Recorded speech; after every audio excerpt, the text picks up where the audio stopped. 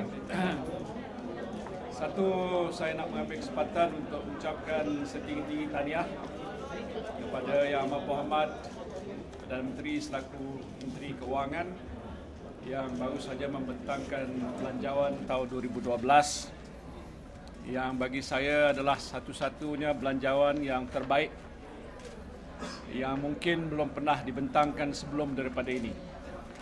Kerana daripada apa yang telah pun kita dengar tadi, dia merupakan satu belanjawan yang boleh dikatakan all inclusive, iaitu mencakupi semua bidang dan menyentuh, saya fikir, hati hampir semua peringkat rakyat jelata.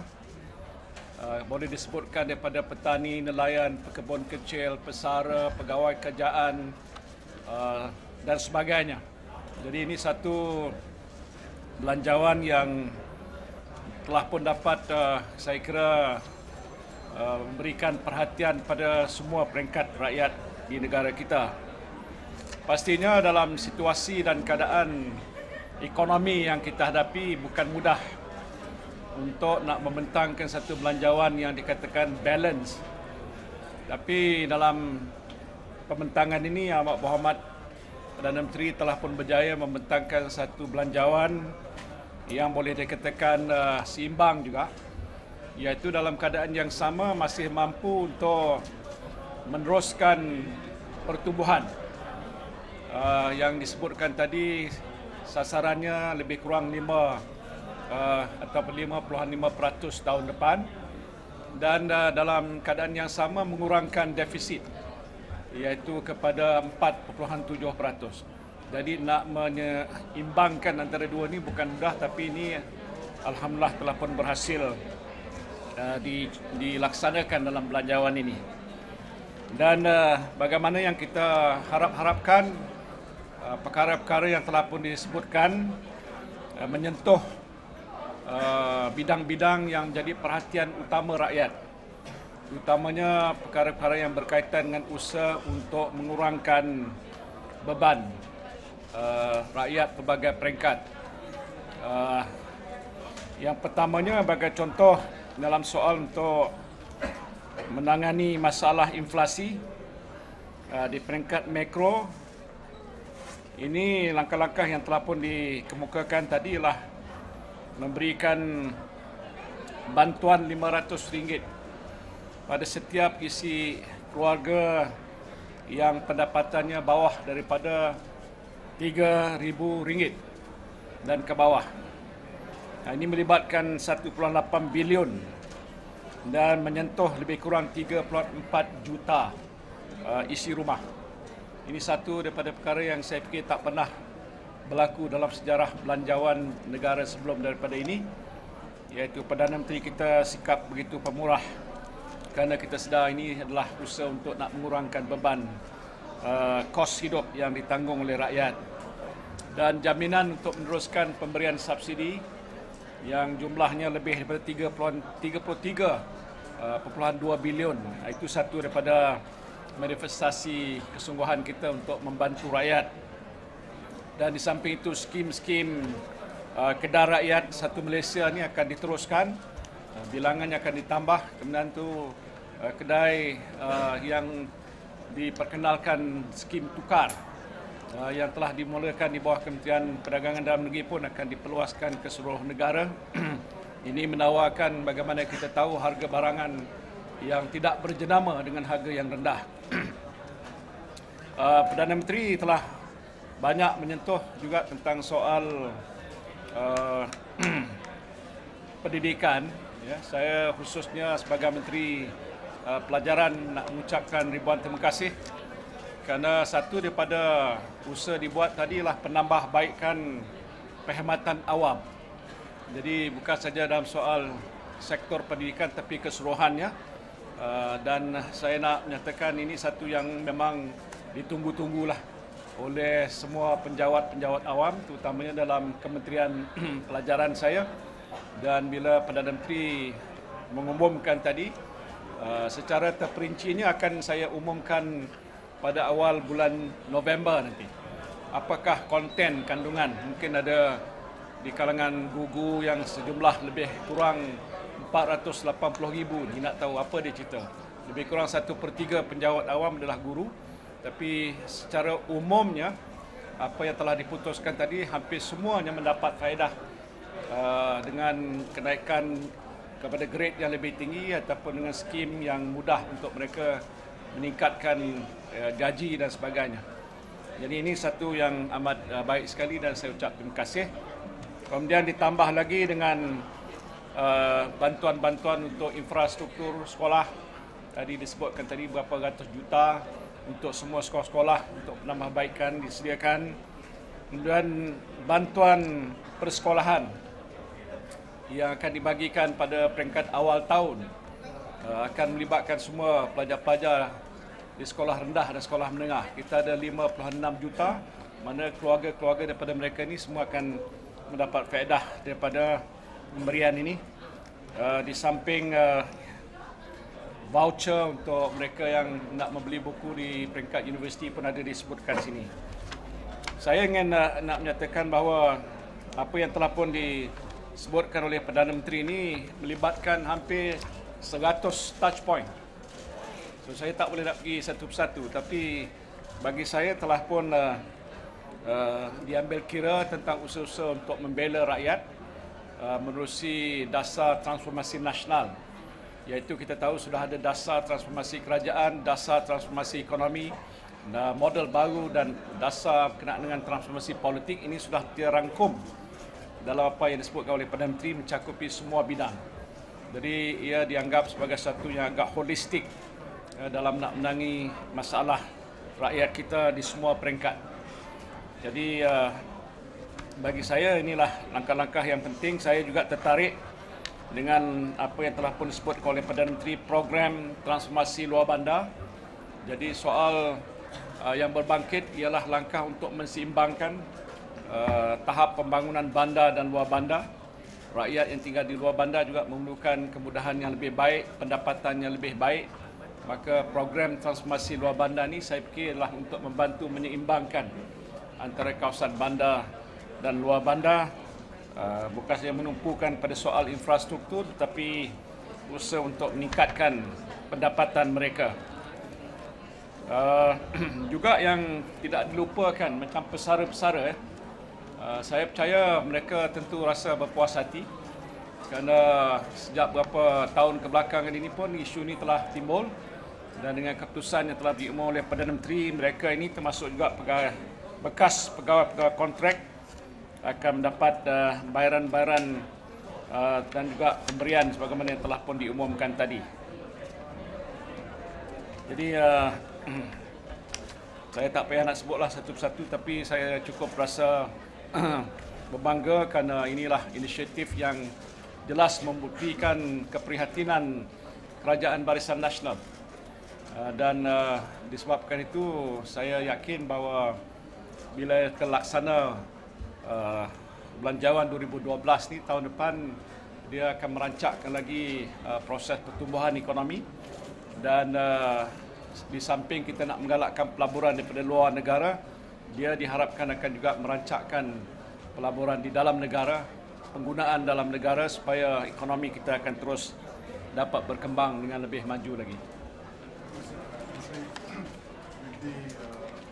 So many incentives, higher subsidies, I think the government will be able to control inflation and also deficit.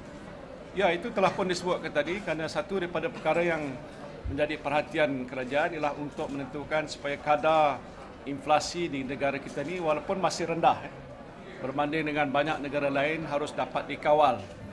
Dan dikawal dalam beberapa cara, melalui dasar-dasar fiskal dan juga dasar-dasar keuangan negara, dan dengan bantuan-bantuan yang telah disebutkan tadi. Umpama kalau diberikan peruntukan RM500, jadi bermakna rakyat tidak perlu mengeluarkan daripada poket sendiri. Bila dikatakan diberikan subsidi, bermakna kerajaan menanggung kos dan rakyat tidak perlu berbayar lebih daripada yang sepatutnya.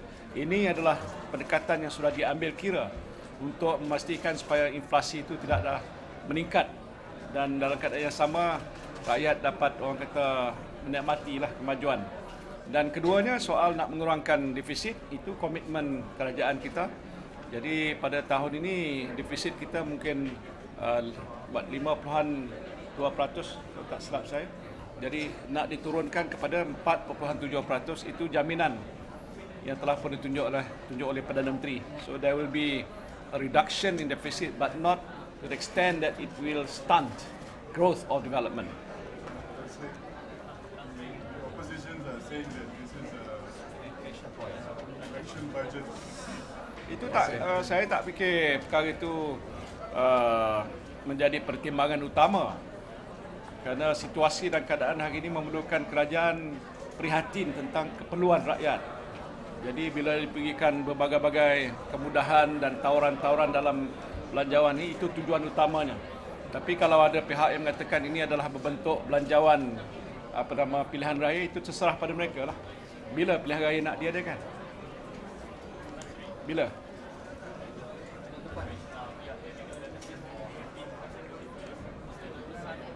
What? Yeah, well, we understand that, but walaupun kita menghadapi defisit, kita masih boleh sustain pertumbuhan. Yang penting itu juga, ya. Dan kita tidak sampai satu tahap di mana rating Malaysia di peringkat antarabangsa menurun begitu rupa hingga menjejaskan pelaburan. Terbukti dengan sebab kebijaksanaan kita menguruskan dana negara, pelaburan masih mencurah masuk, pertumbuhan masih ada. Jadi defisit walaupun kita anggap penting, tapi yang penting ialah menguruskan defisit. Yang ini telah pun kita laksanakan. Jadi bagi saya, walaupun dia mengambil masa, tetapi yang pentingnya dia tidak melonjak ke satu tahap di mana boleh orang kata trigger apa orang kata rating dan ranking kita di peringkat pendarafan di peringkat antarabangsa. Itu yang paling utama sekali.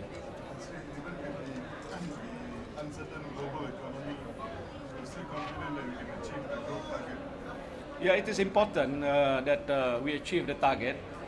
Kita tahu bagaimana Perdana Menteri telah menyatakan dalam ucapan tadi bahawa suasana ekonomi dunia dan antarabangsa memang tidak menentu.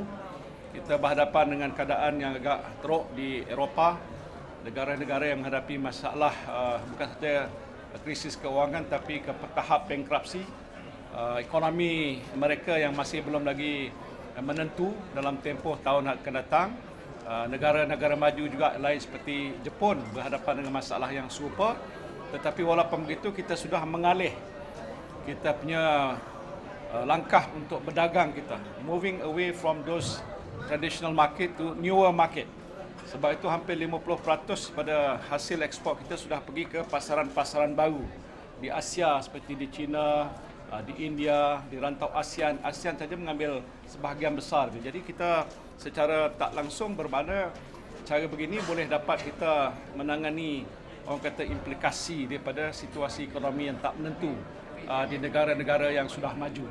Ini strategi yang sudah pun kita mulakan sejak setahun yang lepas, dan terbukti dari segi itu kadar ekspor kita meningkat, memang ada growth, dan soal pelaburan daripada asing pun meningkat dan bertambah.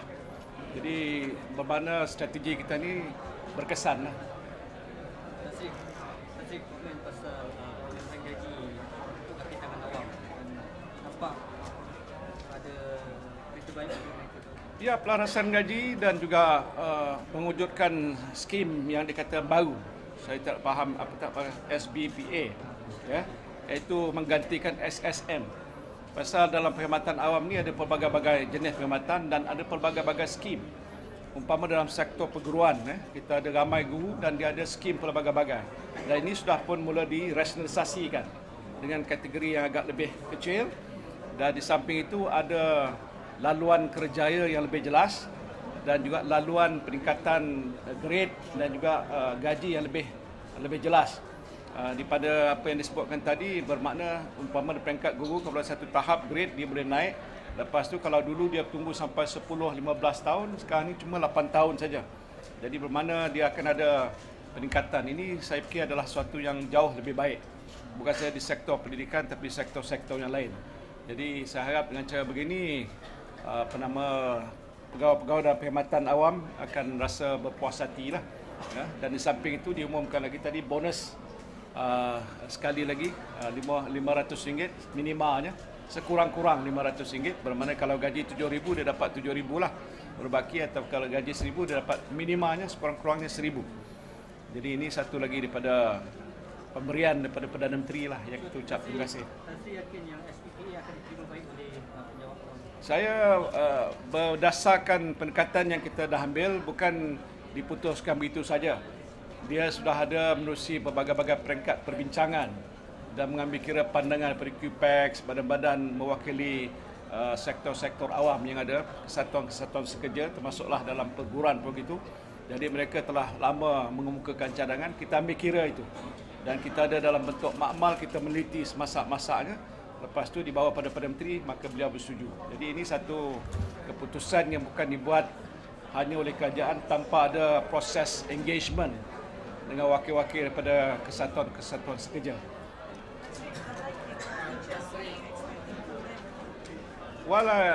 Saya harap dengan mendapatnya tawaran yang lebih baik begini, maka bukan saja mereka rasa bergembira kerana mereka dapat satu tawaran baik, tetapi kita harap meningkatkan mutu kerja. Mereka lebih bersemangat untuk memikul tanggungjawab yang lebih besar, kerana sektor pendidikan, bagaimana Perdana Menteri sebutkan, adalah sektor yang amat penting. Kita tengok bajet pembangkang yang tak duduk dalam kerajaan ni 220 bilion. Bezanya 10 bilion yang digaji. Apa diumumkan oleh kerajaan? Apa pandangan anda? Itu tak penting bagi saya. Mereka boleh buat macam-macam bentuk bajet dan sebagainya pasal mereka tidak dalam kerajaan. Dia boleh, orang kata macam disebutkan oleh Perdana Menteri, menjanjikan bulan dan matahari pasal tidak ada perasaan tanggungjawab. Tapi kita yang merangka belanjawan ni ada satu tanggungjawab. Bila kita sebutkan di Parlimen hari ini, kita tak boleh tarik balik. Ini perlu dekat sana, tapi di jinggir sana dia boleh kata hari ini begini, besok dia tak buat. Pasal apa? Dia tidak mengambil pertimbangan yang betul dari segi asas-asas belanjawan. Saya sudah dengar komen-komen daripada pakar-pakar ekonomi, bukan daripada politician, yang melihat apa yang ditawarkan dalam buku jinggir dan bajet yang dikata dibuat oleh mereka ini tidak menggunakan asas-asas dan prinsip-prinsip belanjawan yang orang kata yang betul. Jadi dia boleh buatlah apa-apa, dia boleh masuk macam itu dan kata kami kalau saya bagi 100 dia bagi 200, tapi sama ada dia berimbang atau tidak dan sebagainya, itu soal yang penting bagi kita.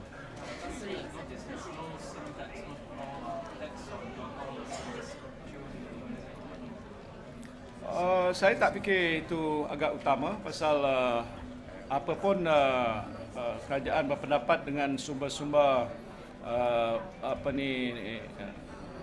pendapatan yang sudah pun sedia ada itu memadai, dan sejak tu kita tahu sejak dulu pun sudah pun dinaikkan cukai agak tinggi. Kadang-kadang bila kita naikkan cukai 5%, ada masalah lain timbul juga. Umpama masalah yang berkaitan dengan penyeludupan, smuggling, nak menguruskan itu kadang-kadang lebih mahal walaupun hasil pendapatan kadang-kadang tak besar mana. Jadi ini kerajaan sudah teliti dan PM pun tahu, sebab itu dia masih kekalkan dengan apa yang telah pun diputuskan sejak tahun lepas. Okey. Ya.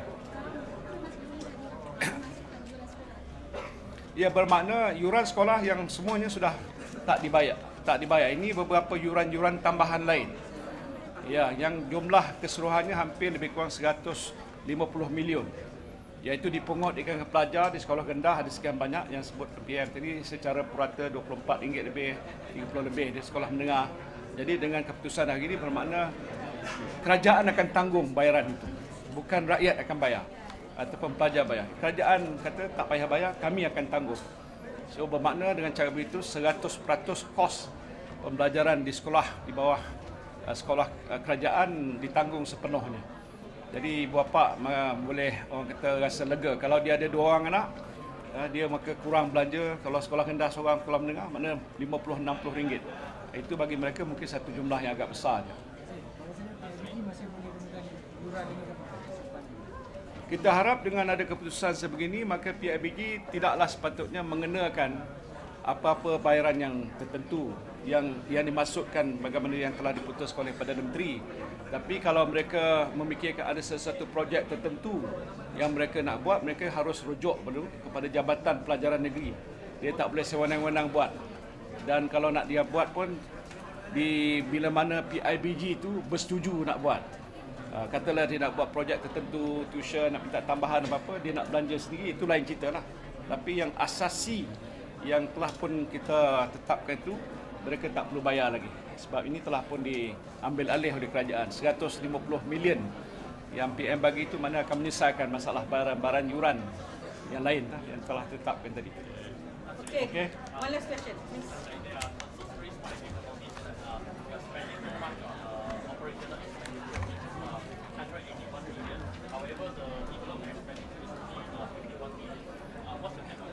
Ya, kita sedar memang usaha-usaha untuk mengurangkan kos itu berterusan. Ya, pasal hal sebegini memang boleh kata dilihat dalam belanjawan banyak negara pun. Kerana biasanya kos operasi untuk mentadbirkan negara itu agak lebih tinggi sedikit daripada kos pembangunan. Tapi apapun dia, asalkan dia dibuat secara berhemah dan tidak menyebabkan disebutkan tadi defisit yang agak melampau sehingga kita tak boleh uruskan. Ini tak berlaku di Malaysia. Defisit kita boleh uruskan dan kita telah tunjukkan kita dapat kurangkan. Bermakna itu tidak harus menjadi satu perkara yang membimbangkan. Apapun memang ada langkah dibuat untuk mengurangkan. Umpama penambahan perjawatan baru dibekukan.